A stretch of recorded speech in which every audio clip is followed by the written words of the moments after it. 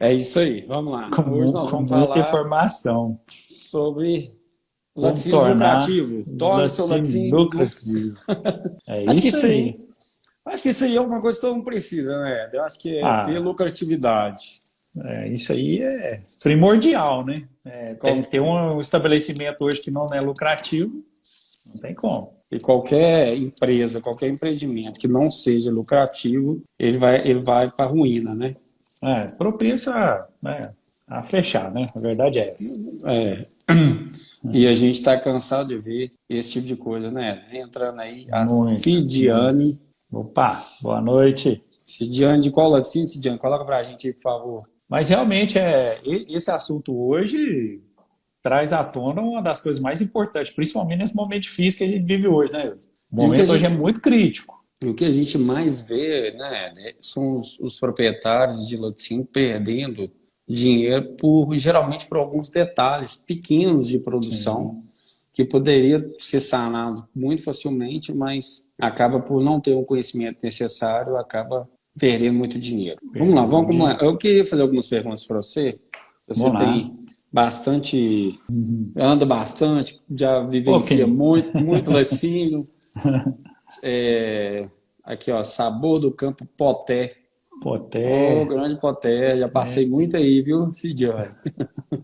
Já até dormi no hotel Poté. Você já dormiu?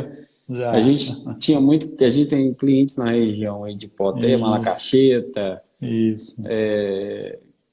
Água Boa, né? Tô naquela região ali. Hélio, vamos começar, vamos lá. Vamos Pessoal, lá. alguma dúvida com Vamos. relação a qualquer coisa? É interessante que o pessoal participe, não fiquem acanhados e mandar perguntas para a gente, mande. A gente está aqui para isso mesmo. A nossa intenção Isso, é sanar a dúvida de vocês. É isso que a gente isso. quer. E quando vocês participam, a live fica mais dinâmica, fica melhor a gente entender a situação de cada um, né? Sem dúvida. Muito satisfatório. Ô Ed, mas vamos lá. Na sua Vamos lá. opinião, na sua vivência, quais os principais fatores para ter um laticínio lucrativo?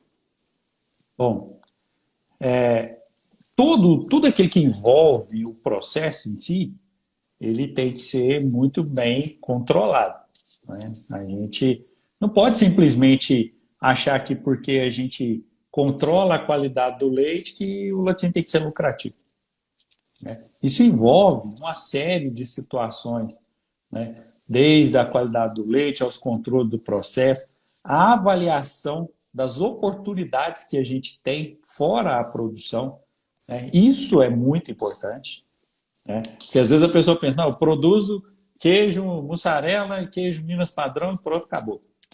Não pode ser pronto e acabou, né? Desses produtos a gente tem aí coprodutos que podem ser produzidos a partir deles, né? E isso torna, sim, a atividade lucrativa, né? Não simplesmente só, por si só, os processos. E em todas as etapas a gente tem detalhes para serem tratados e corrigidos, né? Isso quem fala que não, com certeza não está observando de perto o seu processo. Então não está tendo um laticínio lucrativo, né? Não está tendo. O problema é esse, né?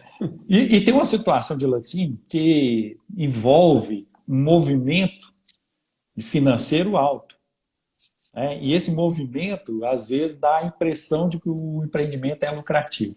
A gente já viu muito isso, né? Não Situações de demais, é. empresas, situação de empresa gravíssima, mas o pessoal não entendia por causa do movimento.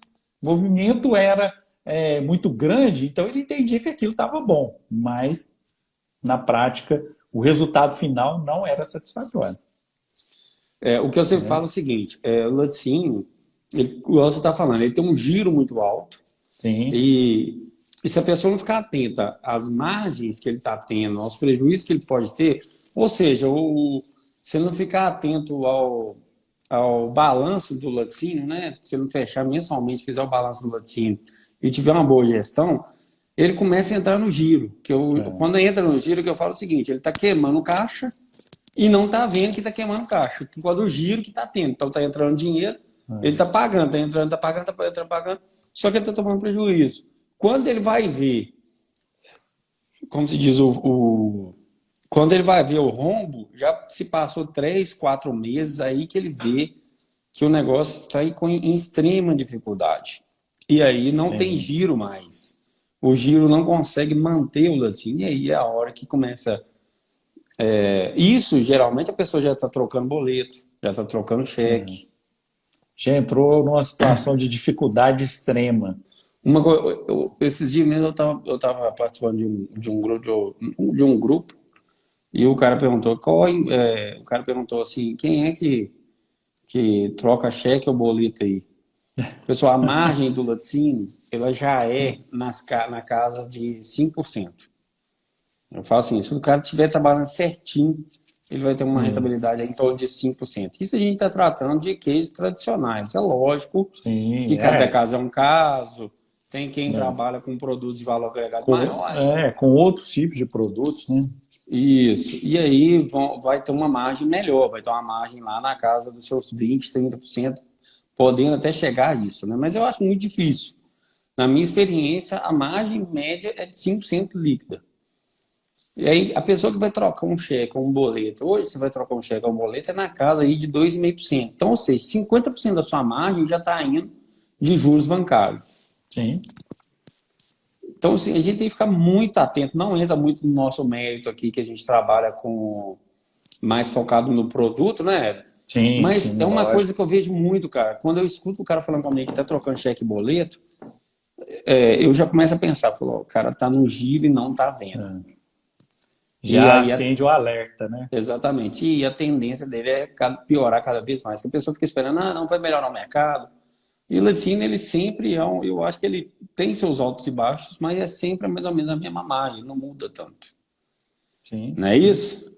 E quando ela Então, muda é por um pequeno período, e o outro período, às vezes, de margem mais apertada é maior. Então, não dá para esperar que vai mudar, dar uma diferença drástica, né? É importante. e essa questão, aí a margem está atrelada à produtividade. É lógico, se a gente tiver nessa margem, nós estamos Isso. tratando de queijos tradicionais, que é praticamente commodity no Brasil hoje. Essa margem é o que é praticado. Quando você consegue uma produção maior, automaticamente você consegue melhorar um pouco essa margem. Uhum. Mas aí entra muito numa questão que a gente está citando aqui todo o tempo, que é a questão de padronização de processo.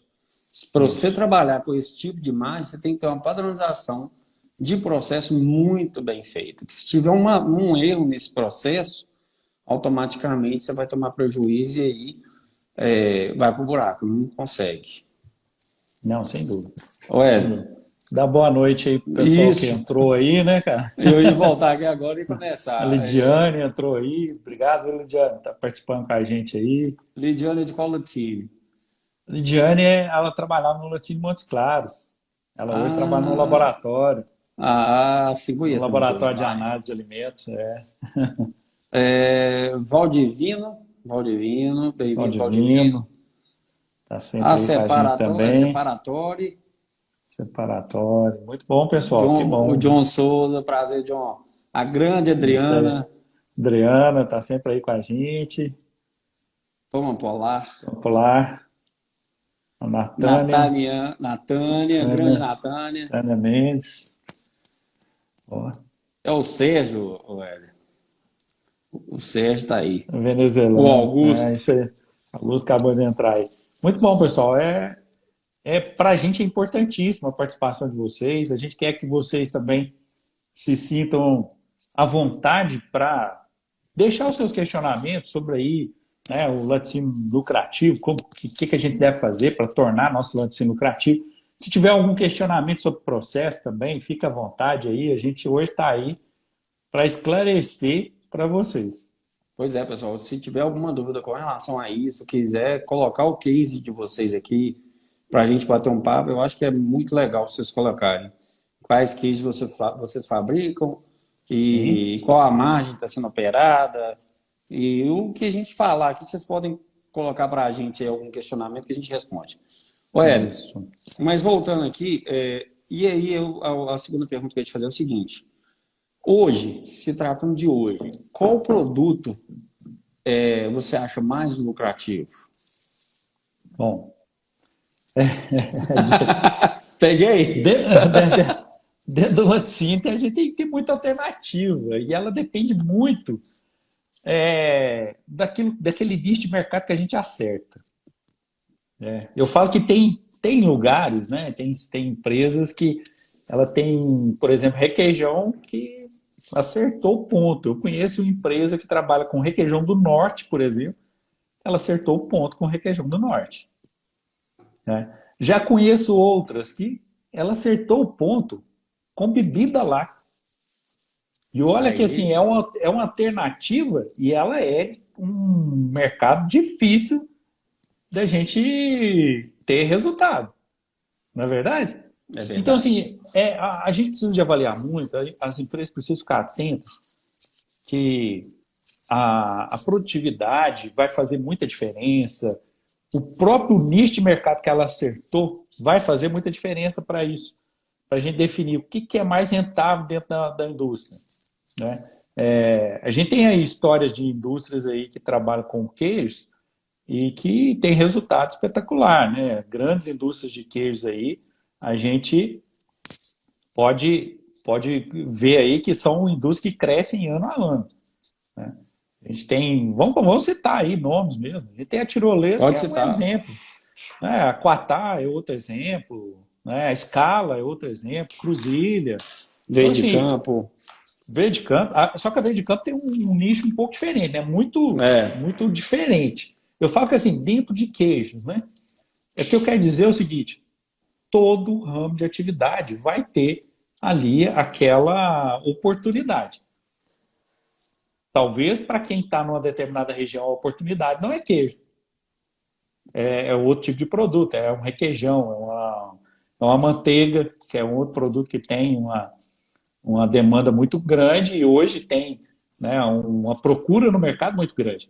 Né? Manteiga saiu de uma situação que antigamente era considerada vilão. Né? Manteiga era vilã da dieta. Né? Todo mundo falava que manteiga sim. faz mal, que engorda, que é gordura perigosa, gordura faz mal para o coração. Blá, blá. Agora Hoje, reverteu, né? hoje o nutricionista recomenda a pessoa comer manteiga e não comer margarina. Né? Então são coisas que vão ao longo do tempo aí vão mudando também. Então por isso que assim a empresa ela tem que ter essa sensibilidade de identificar qual a melhor oportunidade para ela. E essa melhor oportunidade para ela pode não ser aquela oportunidade que outras estão tendo. Né? Isso a gente tem que estar sensível para isso. Na verdade, eu Né? penso, quando eu visito as empresas, geralmente, para fazer projeto ou coisa desse tipo, uma coisa que eu sempre falo para o pessoal é o seguinte: a gente tem que ter um nicho grande de produtos, a gente tem que ter uma variedade grande de produtos, E porque nicho, diversificar. nicho nenhum fica vazio por muito tempo. Nós É, vamos falar da manteiga, igual você falou. Quando começou-se a margarina virar o vilão e a manteiga ser um produto bom para a saúde, automaticamente os laticínios já começaram a se tentar para isso e sim, começou a produzir manteiga. E hoje nós temos uma variedade de manteiga muito grande, então já virou uma commodity, já está um produto com a margem mais estreita, que entra na guerra de sim. preços. E já tem E no concorrência, laticínio, né? nos laticínios, tem essa sazonalidade de produtos. Então, igual você falou, uma época o requeijão está Sim, muito bom, uma época a manteiga está muito bom, uma época que determinado tipo de queijo está com um valor muito bom. Então, a gente tendo um bom mix de produtos, não ficando refém de apenas um ou dois produtos, isso ajuda muito, porque você tem para sim. onde, vamos falar assim, para onde correr. Uhum. Se a gente ficar muito preso a isso, acaba perdendo, como se diz, o time da coisa. Então, Sim. o que acontece? Geralmente, na minha parte aqui de projeto, quando se estoura manteiga, começa a ter uma demanda de manteiga. Vou voltar um pouco aqui. Eu falo o seguinte: a oportunidade ela está aí para todo mundo. Basta estar preparado para agarrar. Não adianta falar assim, fulano teve sorte, Beltrano teve sorte. Na verdade, ninguém teve sorte. Ah, É um preparo para saber pegar essa oportunidade, saber pegar ela no sim. tempo certo. Então, isso linka um pouco com o que a gente traz aqui, que é o conhecimento. Então, o que acontece? Eu vou falar o case da manteiga. Manteiga deu essa virada de Sim. vilão para mocinho, vamos colocar assim, Sim. E todo mundo ficou doido querendo produzir manteiga, mas muitos não tinham registro de manteiga. Aí, até se aprovar um projeto no Ministério da Agricultura para fazer uma inclusão de um produto da manteiga, até você comprar equipamento, até você testar e começar a produzir, você já perdeu tempo. Já perdeu o time da coisa. Que você vai entrar. Naquela época, um ano atrás, manteiga estava um valor altíssimo, estava dando uma margem muito boa. Agora, manteiga já está apertada a margem do mesmo jeito. Sim, porque você perdeu o time. O time para você ganhar dinheiro era naquela época, agora não. Você tem que ter um mix, você tem que continuar trabalhando, porque uma hora ela vai oscilar. Mas o principal time você perdeu. Isso é o que mais acontece.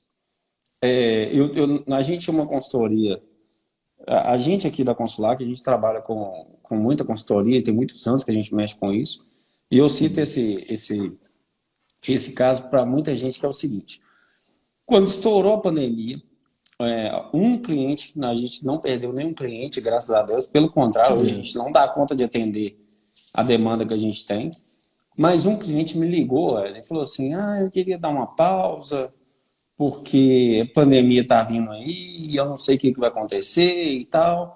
Então, eu queria dar uma pausa, que eu fico com medo de não conseguir pagar. Aí eu virei para ele e falei assim, não, tudo bem. O que eu tenho para te falar é o seguinte, como que você vai estar pós-pandemia? Porque ela vai acabar. Você vai estar preparado para as oportunidades que vão vir, ou você vai correr atrás dessa oportunidade na hora que a pandemia acabar?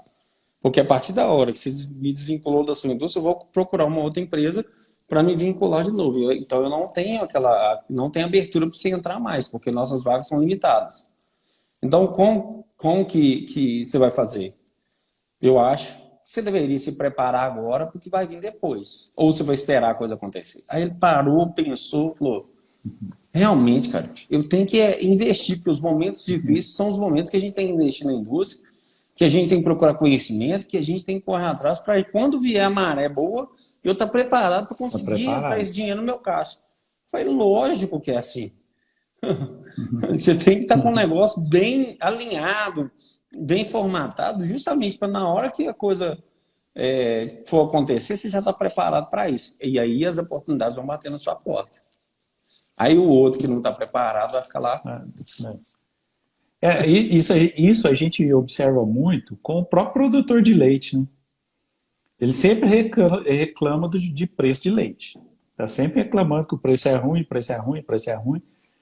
Mas quando o preço aumenta, aí o cara, agora eu vou ganhar dinheiro. Só que aí a produção diminui. A produção dos animais dele diminui. Aí ele não está preparado, ele não tem animal, Sim. ele não tem alimentação adequada e tudo. Aí na época que era para ganhar dinheiro, ele não ganha dinheiro. Né? Então é essa questão, se repete, né? Tem que estar preparado para cada situação que pode ocorrer. Ed, na indústria eu já vi também assim, uma oferta de cliente, por exemplo, esses revendedores de queijo, pessoa que consome muito queijo, estou precisando de um queijo, um Minas padrão, assim, nesse padrão, assim, assim, assado, que eu vou usar em tal fabricação, preciso de fazer um contrato com uma indústria, isso acontece direto. Fazer um contrato com uma indústria que tem um queijo nesse padrão, que me atenda e consiga pagar o valor X. Geralmente, o valor é um valor, quando é esse tipo de contrato, o valor é um valor legal, é bacana, está dentro do mercado, dá para ganhar uma margem legal. Só que os laticínios não estão preparados para produzir. Às vezes não tem registro. Entendeu? Então, eu estou com um caso agora de um cliente, eu estou citando o Minas Padrão, que é justamente isso. Uma empresa de São Paulo quer comprar, já compra o parmesão dele, quer que ele fabrique um Minas Padrão para ela também, que ela precisa do Minas Padrão. E é um volume considerável. Aí o que ele está fazendo agora, nesse exato momento? Está entrando num projeto do Ministério da Agricultura para registrar o Minas Padrão, porque ele não tem registro desse Minas Padrão. O que vai acontecer? Essa indústria lá, a compradora, ela não vai ficar guardando, né? Ela não vai ficar esperando você. Ela vai procurar um outro fornecedor. E aí é perigoso ele perder também o parmesão. Porque se a outra tiver um Minas Padrão e o parmesão for melhor, vamos colocar assim, a chance é grande. A chance dela entrar é grande.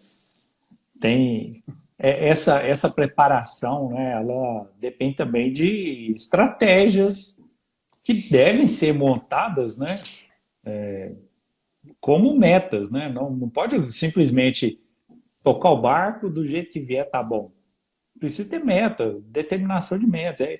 Isso vai trazer um resultado satisfatório, né? Ficar esperando acontecer, infelizmente, a tendência é não acontecer. A Adriana está comentando, eu tenho um questionamento, vocês virem para cá com a gente. Ué, Adriana, a gente vai. A Mila Muito tá bom. concordando com a gente aqui, falando que acontece mais. O Isso. Rodrigo entrou aí e o Nilton também. Newton, tá bom, O muito Nilton tá bom. aí. Ô, Hélio, e se Sim, tratando de queijo, cara, sim. como o laticínio ele pode melhorar a rentabilidade dos queijos? Eu falo mais virado para o processo produtivo, que é o que Sim. a gente está falando aqui. Uma coisa que a gente fala direto, e isso é importante, cabe aqui agora, é uma situação da empresa estar atenta à tecnologia. Ah, mas eu produzo pouco queijo, para mim isso não é legal. Não tem nada disso. Hoje tecnologia está acessível para quem produz de 100 litros de leite a 1 milhão de litros de leite dia. Eu falo por que tecnologia? Tecnologia não é só lá a gente pensar em computador, informática, não é isso, né? A tecnologia começa até mesmo na captação de leite, né? Nós comentamos recentemente aqui sobre Aplicativo? um software, né, aplicativo que você consegue controlar sua coleta de leite. Inclusive, a gente tem um E podcast sobre isso, viu, gente? tem um podcast lá gravado, né? Tá disponível no YouTube, tá disponível lá no Spotify, né? Quem quiser entrar lá para ouvir, muito interessante, explica detalhadamente sobre essa tecnologia, né? Que é uma tecnologia muito interessante. Então, assim, é, a própria forma de coletar o leite, porque eu não estou falando do software, eu estou falando da forma de coletar o leite. Do cara saber onde que está os pontos que ele está mais longe, que é mais caro para buscar, aquele ponto que ele passa 2 vezes no mesmo ponto ali com 2 caminhões diferentes, né? Tudo isso influencia, né? É custo que pode ser cortado, né? E quando a gente entra para o processo de fabricação, né, a tecnologia da própria metodologia de produção. Eu vou falar de uma coisa aqui, Wilson, que a gente fala sempre, mas se a gente perguntar aí, tem muita gente que ainda faz. Quem faz mussarela para filar no dia seguinte? Oh, são vários, viu? São vários. Eu vou te falar, tá perdendo. Tá perdendo. E não adianta me falar que, mas o meu cliente gosta da minha mussarela, gosta do sabor, tá perdendo dinheiro. Eu estou falando com vocês, estão perdendo dinheiro. Então, essa tecnologia não é só relacionada à informática, equipamento, a própria metodologia, né? O Ô, pessoal precisa melhorar. eu tenho um caso de um laticínio, e ele trabalhava com mussarela do dia seguinte. Aí eu questionei, falei, cara, como é que você está fazendo mussarela para filar no dia seguinte? Ah, meu leite chega aqui 11 horas da manhã, e se o pessoal for filar no mesmo dia, vai sair daqui muito tarde. Eu falei, por que você não compra um resfriador de leite? Não chega com esse leite, resfria, coloca no tanque e usa ele no outro dia. Faz medir. Ah, mas o cara trabalha com 5 mil litros de leite por dia, fabricando mussarela. Ah, mas o resfriador de leite é muito caro. Falou, amigo, com 3 meses você paga esse resfriador. Não, não Nossa. acredito. Fiz as contas para ele lá, ó. Sua mussarela, se você baixar 0,5% aqui se aumentar o rendimento dela, você paga esse resfriador com 30 dias. Eu estou falando 3 meses, é te dando, como se diz, jogando lá embaixo. Mas com certeza. E ele ficou, e mesmo assim, ele ficou irredutível e não fez isso. Eu acredito que até hoje Tá fazendo dia está fazendo da seguinte. mesma forma. E o que eu vejo desse tipo de laticínio? Esse laticínio, ele deve ter uma produção há mais de 20 anos. Os equipamentos são Super. basicamente de... E Isso é comum. cada dia pior, porque não está aberto às novas tecnologias. É isso. É isso que eu estou falando. Não é esse cara está falando de tecnologia, de comprar software, de fazer isso. Não, detalhe simples. Essa pergunta de mussarela filando no dia seguinte, são várias as empresas que fazem isso. E assim, eles são irredutíveis. Você pode provar Sim. que faz diferença e eles continuam fazendo a mesma coisa. Continuam fazendo a mesma coisa. Ah, nós temos uma pergunta aqui da Natânia. Mussarela com gosto de parmesão. O que pode ser a causa? Com gosto de parmesão? Bom, Eu já vi provavelmente ao tem relação. contrário. Eu também já vi o contrário, é muito comum o contrário. Mas pode ter relação, né? Aí é difícil de avaliar. Pode ter relação aí com o fermento, né? Que é o que realmente produz aí sabor no laticínio, é o fermento, né? Então, assim, a gente tem uma relação muito próxima do tipo de fermento utilizado na mussarela com o tipo de fermento utilizado no parmesão. A diferença é, inclusive, quantidades, né? A gente tem fermento aí com a bactéria pura, né? Termofílico puro, mas a gente tem fermento misturado termofílico com helvético. E helvético é a base da produção do parmesão. Então, pode ter uma relação. Aí tem que investigar certinho, Natan, porque pode ter essa relação aí do tipo de fermento. É isso aí. O Mários entrou aqui. Muito bom, mas é o rei do rendimento. O Mário serve como exemplo para a gente aqui. Ó. O Mário, Sim, vamos pegar aqui. É muito diferente o case do Mário. Eu tenho certeza, não avaliei nada dele lá. Eu tive um contato, vamos colocar assim, foi um contato pequeno. Fui lá 2 ou 3 vezes. Mas o Mário já trabalha com queijos de valor agregado. sim. Além de ter um leite de excelente qualidade, que eu vou colocar isso com caso à parte, porque o caso dele é diferente, É. né, é um leite muito rico. Mas se tratando de processo lá da empresa, trabalha com produto de valor agregado muito alto, então as margens são mais altas também. Não é à toa que Sim, ele construiu sim. uma estrutura lá bacana demais. Pequena estrutura de um pequeno latim, mas muito bem feita, muito organizada. Eu sempre cito isso aqui, porque realmente é um Isso é. show. E aí Bom, tem que ter margem para conseguir manter, para conseguir fazer uma coisa desse tipo. mas é assim, é conseguindo. E assim, a estrutura é importante, a matéria-prima é importante e os processos são importantes. Tudo isso vai tornar seu laticínio lucrativo, né? Éder, Aproveitar melhor as oportunidades, né, de não só de produção dos queijos, né? Com certeza o Mário tem participado bastante das lives, a gente tem ouvido falar bastante aí, ele falou até de comprar uma desnatadeira, não foi numa live aí nossa aí? foi na última que Aí falou. sim, aí sim, ele vai aproveitar mais ainda aquilo que ele já consegue hoje.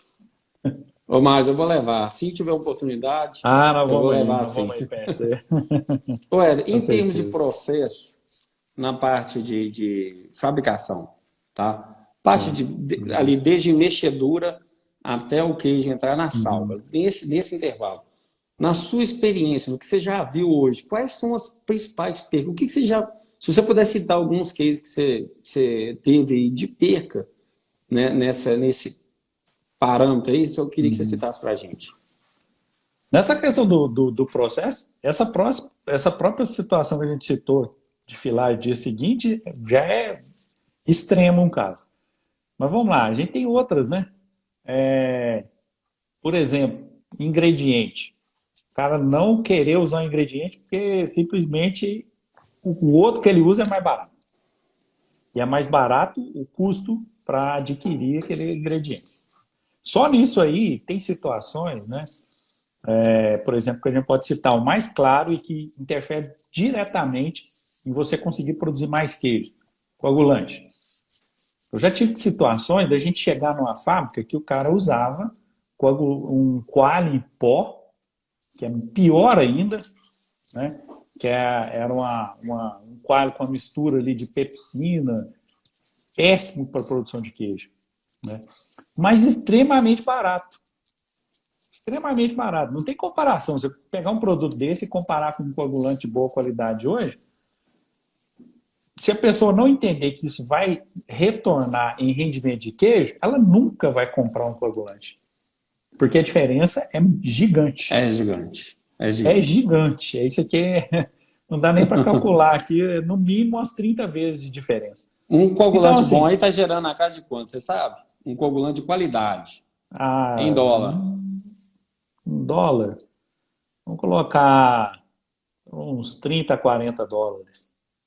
o Né? litro. E tem mais caro, viu? E tem mais caro. Né? Bom também, mas mais caro. Né? Isso aí, a gente beira aí os 100 dólares, com certeza, um coagulante aí. Né? Então tem uma série de coagulantes. E eu também não quero dizer assim, que esse mais caro é o melhor. Sim, Né? A gente tem ali, tem algumas coisas ali que tem aquele preço bem mais elevado do que a média e que realmente retorna, né? Tem retorno viável.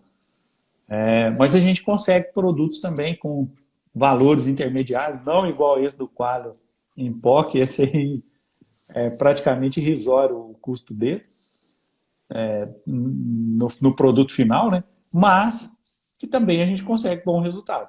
Né? Então a gente tem que fazer uma avaliação bem detalhada. Só que assim, é sempre comum a gente falar assim, ah, mas o que é mais caro é melhor. Até certo ponto é.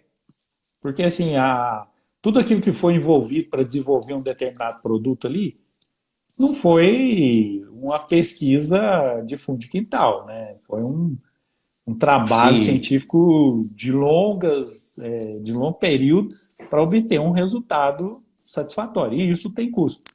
Né? Por isso que o produto às vezes é muito mais caro. Né? Eu falo isso porque a gente tem alguns coagulantes no mercado que o pessoal pesquisa a utilização de rumen de camelo para obtenção de quimosina. Cara, isso não é simples de se fazer. Nós estamos falando de um animal que não tem presença em todo o mundo. Então, assim, claro que um coagulante desse porte vai ter um preço diferenciado. Né? O que importa é você saber se esse preço diferenciado paga o seu custo e te dá retorno. Deu retorno, ele Não é ia, viável. também não ia ter justificativo uma produção de um produto desse se ele não tivesse retorno. Sim, com E o certeza. preço colocado também, o preço sugerido pelas empresas vendedoras, é, é relativo ao que ele entrega o que ele entrega de rendimento, sua eficiência, né? É relativo à eficiência Sim, que ele tem na sim. produção. Senão, não seria estipulado esse preço. Se fosse uma coisa totalmente inviável, para que o cara ia colocar um coagulante lá muito mais caro no mercado se ele não entregasse nada? Ele Eu, mesmo fa- eu, sairia no falo isso, mercado, né? eu falo isso até nas nossas consultorias. Geralmente, o Sim, que uma aquisição de cliente aqui, a primeira coisa que eu passo para a pessoa é o seguinte: ó, eu tenho que trazer para você, no mínimo, 3 vezes do valor gasto que você tem com a consultoria. Se eu não trouxer, é inviável. Para que você vai ter sim, mais um valor para você onerar na sua folha de pagamento? Então, a consultoria é para isso. Né? Esses treinamentos que a gente faz para isso, esses cursos que a gente está, essas mentorias que a gente está fazendo com o pessoal, é para isso mesmo. é E isso mesmo. então, assim, se a gente não. Isso entra a questão custo de uma mentoria relacionado ao que a gente pode trazer de retorno para a empresa. Né? É igual, por exemplo, eu já tive questionamento lá, quanto que essa mentoria SUS é muito cara? Gente, isso está relacionado ao que a gente vai trazer para a empresa, senão não, não precisaria sugerir esse preço, porque não seria um preço que não condiz com o trabalho que a gente está apresentando. Mas Sim, sim. basicamente é isso. Uhum. O Mário está perguntando aqui, e o coagulante de Aspergilos. aspergilos? Sim, Aspergilos, qual a diferença? isso.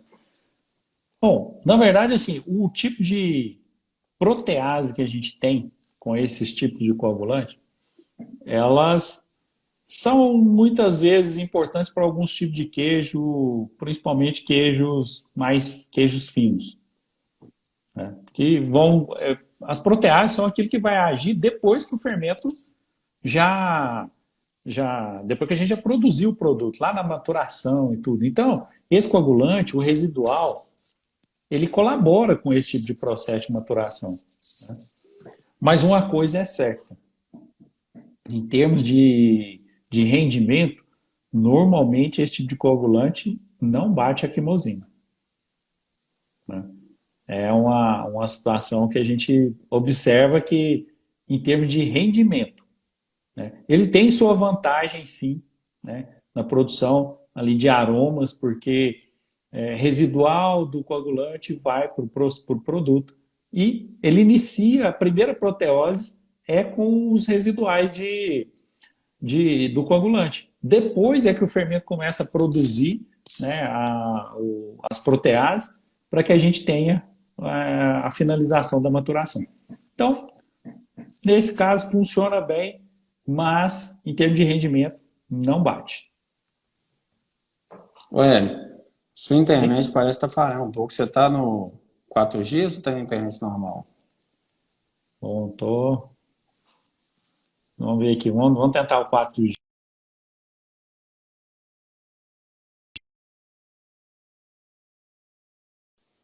Pessoal, só um pouquinho aqui, só para estabilizar a conexão com ele. Melhorou? Melhorou, tá melhor. Agora tá. Tá no Agora tá 4G. ótimo. 4G está melhor e muito local do que a internet, às vezes até de fibra.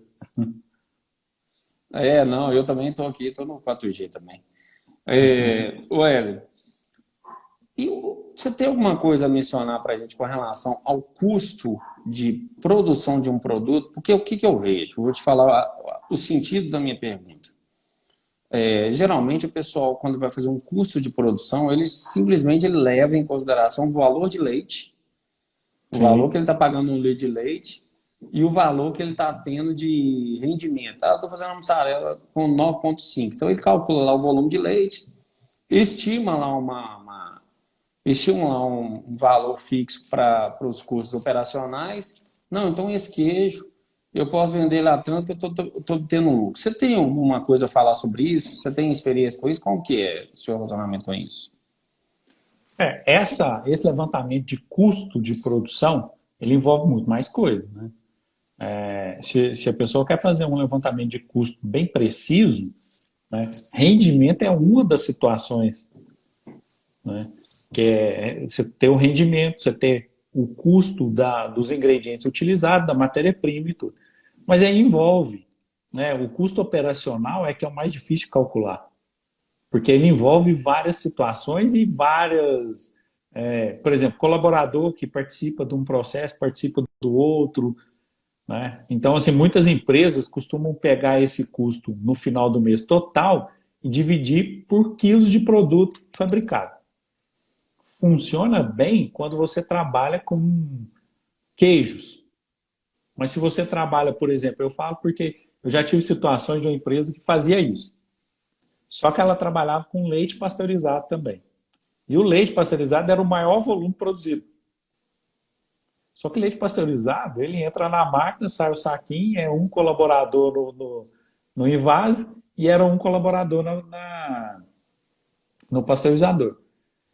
Só que quando você soma o volume em quilos desse produto é muito alto. Ou seja, o impacto do custo operacional nele é muito alto. Então não era real, né? Então, assim, isso tem que ser bem equilibrado, a gente tem de entender. Quando você trabalha com queijo de maneira geral, esse cálculo funciona bem. Você dividir o seu custo operacional todo, soma todos os seus custos do todo mês, né? Claro, separando os custos ali variáveis do processo, né? Só os custos fixos mesmo, operacionais, e você dividir por quilo. Aí, por exemplo, se seu custo operacional no mês corresponde a R$ 3,50 por quilo de produto. Então, na mussarela, você vai pegar o seu custo ali da matéria-prima, ingredientes, material de embalagem, né? Tudo aquilo que é referente à mussarela, e juntar mais esses R$ 3,50 de custo operacional. Funciona bem para quem faz só esse tipo de queijo. Quando você tem uma variedade de produtos, né, aí você já tem que começar a separar, porque senão não consegue fazer custo de produção. É bem complicado.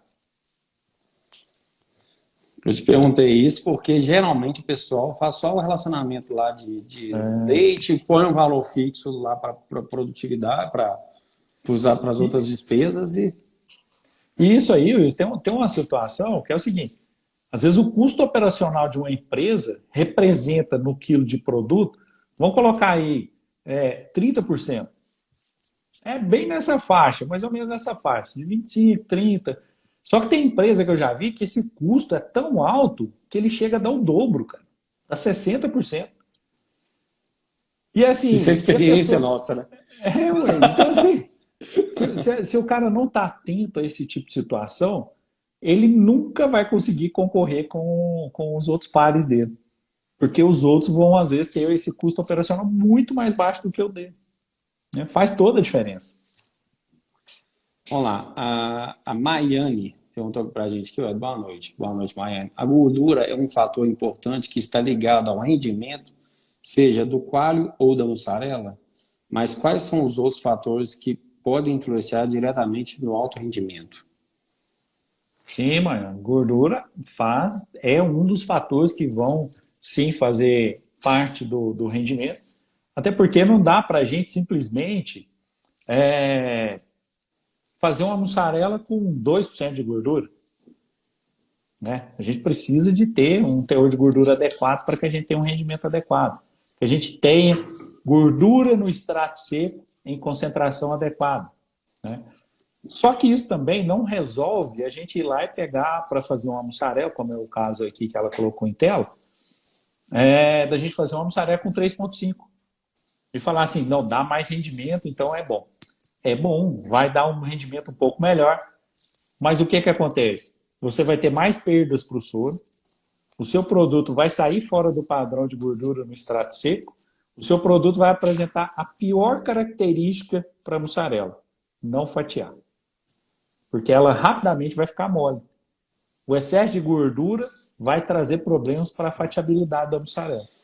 E isso é notável. Rapidamente você vai perceber essa situação. Então, faz toda a diferença, sim, a gente ter um teor de gordura equilibrado. Né? Em média, as empresas usam de 2,9 a 3,1 e conseguem um resultado muito satisfatório de rendimento. Né? Porque a gente também tem que imaginar o seguinte: quando a gente está produzindo queijo, né, a proteína ela consegue absorver uma determinada carga de componentes junto, transformando ali na coalhada. Mas alguns excessos ela não consegue reter. Então esse excesso vai se perder. Vai para onde? Vai para o soro. Né? Aí entra aquele detalhe: se você não tem um aproveitamento adequado do soro, prejuízo que vai para o ralo. Né? Então faz toda a diferença, sim, Baiano, né? E outros fatores que a gente tem aí que interferem diretamente no rendimento. O workshop que a gente fez, a gente falou de 5. Né? E a gente nem falou de gordura nessa situação, porque ela é um fator determinante, mas é indireto. Mas a gente tem, por exemplo, essa questão da qualidade do leite, dos ingredientes que a gente está falando aqui, né, de escolher ingredientes de boa qualidade que consigam fazer o melhor para o seu processo. A própria pasteurização é um ponto importantíssimo para nós, né, para você ter um processo que vai te retornar rendimento adequado. E o próprio processo. Né? A gente falou de processo aqui, Maia. Por exemplo, você falou de mussarela. Mussarela que fila no dia seguinte, mussarela que fila no mesmo dia. É notável que a mussarela que fila no mesmo dia tem um rendimento muito melhor. Né? Então, o próprio processo de fabricação em si, a escolha da metodologia de produção, já te traz uma diferencial com relação ao rendimento. Né? Então, são fatores assim diretamente ligados a ter um rendimento de melhor qualidade. Né? Um rendimento melhor. Isso aí. Eu queria voltar um pouco no assunto que você estava falando anteriormente. Eu queria citar, eu acho que quando você estava falando aí sobre indústrias que têm uma produção com custo muito alto, justamente por questões de um número muito grande de mão de obra, não usar os produtos corretos. Isso cai muito na questão de gestão. O que você estava citando Sim, aí foi muito visto, eu acho que por nós dois, um laticínio fora do nosso estado, né, que a gente visitou. sim, Esse sim. laticínio em questão é um laticínio que trabalha com volume expressivo, não é no estado de Minas, e primeiro eu fui chamado para fazer um projeto de reforma e ampliação desse laticínio. Eu fiquei nesse laticínio 2 dias fazendo um levantamento técnico, que o laticínio, quando o laticínio não tem uma planta, não tem a planta que foi aprovada pelo Ministério da Agricultura em loco, eu tenho que fazer um levantamento técnico para mim obter todas as informações do que está lá e depois comparar com o projeto aprovado. Então eu fiquei 2 dias, estava numa empresa até de volume razoável, e me chamou a atenção, eu chamei a atenção do proprietário sobre o número de pessoas que operavam a Colaboradores. produção, o número de colaboradores. Era muito grande, muito discrepante do que a gente estava acostumado aqui em Minas Gerais. E Isso. nessa fábrica, se eu não me engano, você vai lembrar, só de mecânico, acho que tinha 9, não era? Não era Pessoal de mais, viu? manutenção. Era mais? Quantos? Era mais. A equipe de manutenção geral tinha 22 funcionários. Gente, uma indústria de 120 mil litros de leite, com vinte e com dois funcionários. 22. E o que me chamou mais. Olha como que entra a questão da gestão, como que o laticínio a gente tem que tomar muito cuidado. Esse laticínio estava em sérias dificuldades Isso. na época. É. O que me chamou muita atenção? Tinha 22 pessoas de equipe de manutenção e tinha selo mecânico vazando, Ah, manteiga não, derramando, é. Nossa. máquinas não funcionavam corretamente. Então, assim, não tinha uma gestão do laticínio eficaz. Tinha uma técnica de alta confiança do gestor e que ela não estava acompanhando o processo de fato como tinha que ser. E aí, nós chamamos o Éder para uma consultoria nesse laticínio. Quando ele chegou lá, o caso foi assustador, né? Foi. É. E é assustador porque, assim, as deficiências que a gente detectou e que a gente fez uma reunião com o pessoal para exemplificar o que poderia ser feito e tal. E olha que a gente nem, essa situação do número de colaboradores era Não, tão não, clara que não precisava de ninguém falar nada, não. né? E isso estava claríssimo. A gente falou de outras situações. Mas, infelizmente, a gente deparou, né? Você lembra disso, com Lembro. um proprietário que é justamente aquilo que a gente fala com o pessoal, não seja assim. Sim. Para todas as deficiências apontadas, ele conseguiu uma desculpa para não realizar a medida adequada. Aí eu pensei, mas a gente faz uma consultoria. Normalmente, quem contrata uma consultoria quer informações importantes para ele Quer fazer mudar, alguma né? coisa, mudança. É. Muito pelo contrário, esse proprietário da empresa, ele quis justificar tudo aquilo que estava de errado. Olha a mente do que acontece, né? A história dessa empresa realmente não foi boa, né? O pessoal Não, parece não que foi. não conseguiu ir para frente. É uma Grande. empresa grande, De estrutura grande grande, relevância no cenário de nacional grande também, né? relevância. E isso, infelizmente, a história não seria diferente. Ela não conseguiria mesmo, dada a quantidade de ineficiência do processo e a cabeça fechada demais. Porque conhecia as dificuldades, mas não queria soluções para as dificuldades. Deixa eu te contar por que a equipe era 22 pessoas, a equipe de manutenção. A equipe de manutenção era grande porque essa empresa trabalhava também com produtos UHT. Só que cada máquina, e ela tinha várias, né? Cada máquina tinha, em média, 3 mecânicos. Só para cada máquina do processo tinha 3 mecânicos. Né? Aí a gente pensa assim, mas isso é normal, a empresa trabalha 24 horas, né? Não, muito pelo contrário. Essa empresa não trabalhava 12 horas. É. O volume de produção tinha caído muito, muito, muito. Né? E estava assim por um longo período, não era que tinha caído ali quando a gente foi fazer a consultoria. Tinha caído há muito tempo, há uns 8 meses ela já tinha diminuído muito o seu volume de produção e mantinha os 3 Mesmo mecânicos quadro. por equipamento. Quando Né? a gente O foi lá, equipamento inclusive, parado, e tinha mecânico. quando a gente foi lá, inclusive, qual que era o volume de leite? Se eu não me engano, era 40 mil. Acho que era Pra 40 você. mil. Uma indústria com porte para trabalhar com 150 mil litros de leite. 150 mil. E chegou Ela a trabalha, trabalhar, né? ela chegou a trabalhar, ela trabalhava em média lá 120, 130 mil litros de leite, né? Que foi informado. Sim, sim. Chegou a trabalhar com 150, quando a gente foi, estava com esse volume de 40, 40 o mil. mesmo quadro de funcionário, os mesmos problemas. É. E essa indústria ela tinha várias unidades. Se eu não me engano, hoje eles só estão com uma unidade, o resto já foi fechado. Não seria diferente. E qual que é o problema? Né? O problema começou justamente porque a cabeça do proprietário não estava aberta para que ele enxergasse as dificuldades e pudesse promover ações para mudança. Ele sabia, escutou de várias pessoas, inclusive nossa, né, Sim, várias situações para corrigir, e ele negligenciou, não quis fazer. Né? Preferiu me dar desculpas. Né? É até um caso interessante, né? Porque o que acontece? Né? A gente não vai voltar num cliente desse. inclusive não é interessante. A Não gente é. nem retornou e, inclusive, a gente Não tem mandou, condição. comunicamos com ele que não era uma indústria interessante para a gente, porque não estava dentro do nosso cronograma de trabalho, né? Que é isso aí que a gente está Sim. falando. É ter a mente aberta, que é o que a gente sempre está falando aqui também, né? Com relação ao É, conhecimento. a gente quer mostrar resultado, a gente quer ali, né, até vai muito dentro daquilo que a gente tem hoje, né, Wilson, da mentoria do laticínio Sim, lucrativo. fala agora. É justamente isso. Eu não quero simplesmente ganhar o dinheiro. Eu Também quero é a mostrar nossa intenção. resultado. Não, é mostrar resultado. Eu preciso do resultado. O nosso trabalho, ele tem uma propaganda maravilhosa, o boca a boca. Sim, Né? A gente não saiu fazendo propaganda, foi boca a boca. O cara está satisfeito, ó, fulano de tal. Assim funciona, assim funciona.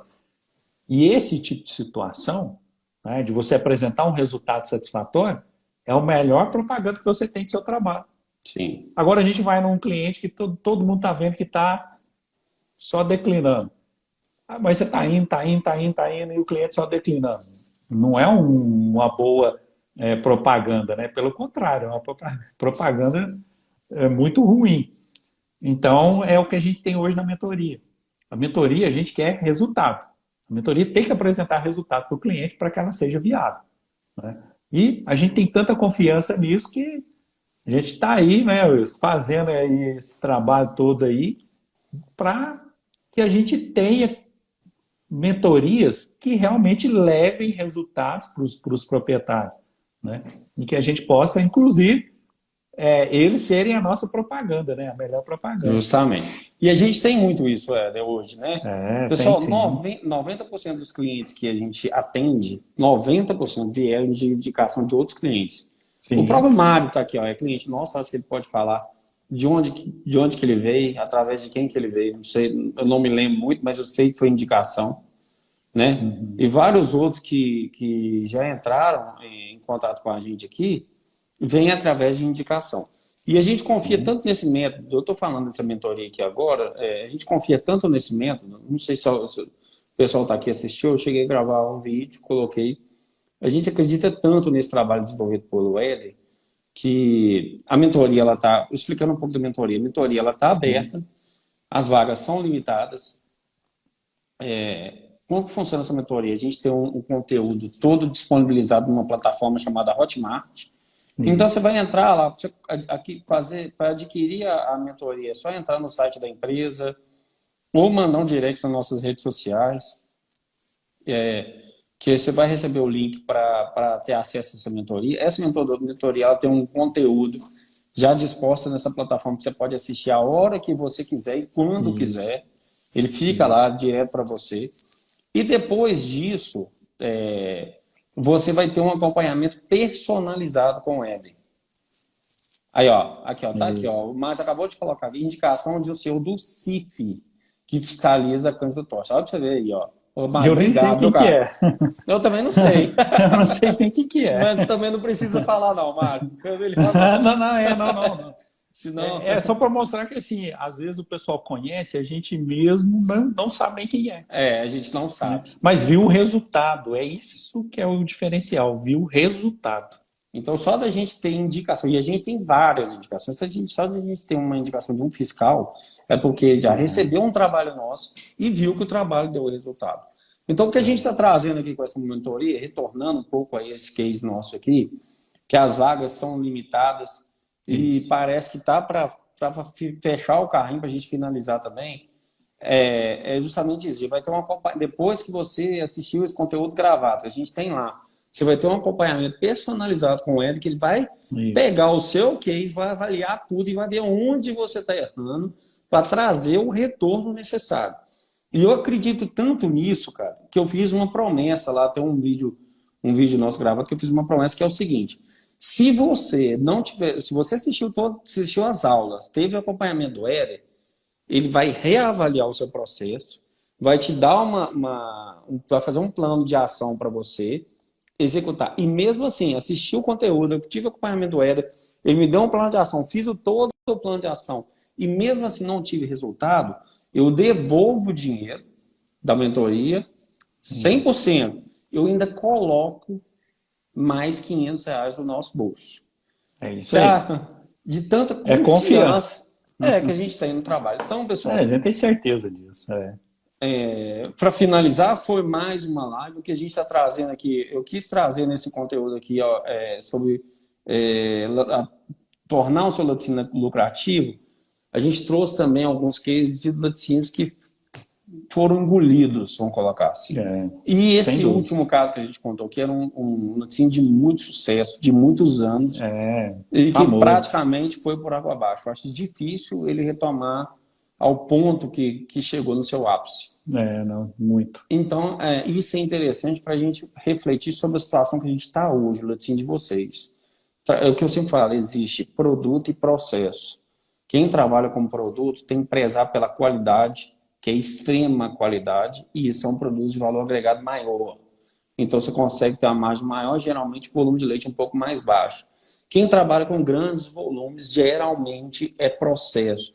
Tem que ter um processo muito formatado, a margem é muito estreita, tem que tomar muito cuidado, porque qualquer falha nesse processo vai te colocar no giro, que é o que eu falei no início dessa live aqui. É o maior problema hoje. Né? E esse giro, ele cobra todas as despesas no primeiro momento, mas depois não. Depois começa a fazer um buraco.